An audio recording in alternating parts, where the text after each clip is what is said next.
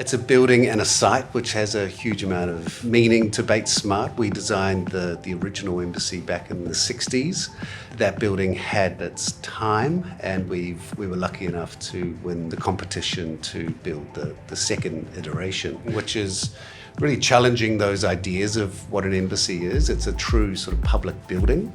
It showcases Australia in a really kind of informal and relaxed, but also kind of confident in itself.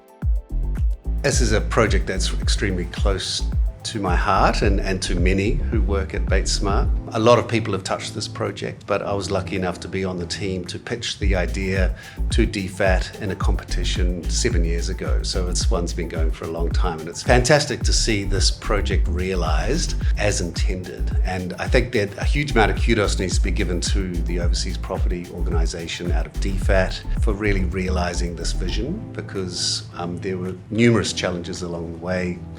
COVID happened at the worst possible time, exchange rate issues, etc. But ultimately, the idea was realised, and I think everyone is extremely proud of it. Sculptform has demonstrated that they are extremely collaborative in any design process, and they came to the table with solutions rather than problems. We had a particular concept which we needed to deliver here for DFAT. This is a Tier 1 embassy. It had to speak really clearly and poetically about the quality of Australia. One of the key elements to the screening of the atrium space was predominantly glass, and as we all know, these spaces are critical from an acoustic perspective, but ultimately we didn't want to sort of create a space which looked as if it was being acoustically treated. We wanted it to be enveloped in this kind of a sense of warmth. And I think the way in which, I guess, Sculptform came to the party and really developed some bespoke outcomes with regard to the screening in that atrium space was kind of second to none, really.